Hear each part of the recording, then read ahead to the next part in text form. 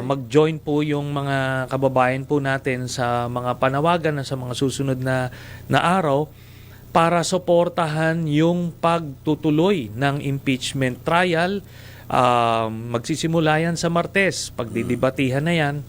Kaya mag-ingay po tayo. Ngayon, because of the inclement weather at itong mga panahon na ito, hindi ideal manawagan sa kalye, kaya we can participate. Yung mga online petitions na gagawin, yung mga pag-share, pag-i-inform sa mga kamag-anak natin, kaibigan natin, kung gaano ka-importante na matuloy itong impeachment trial. Kasi demokrasya na natin in the future ang nakasalalay dito. I am telling you, we have profiled Sara Duterte enough to say na mamimiligro ang ating bayan for as long as she is Vice President, and worse, kung maging presidente yan someday.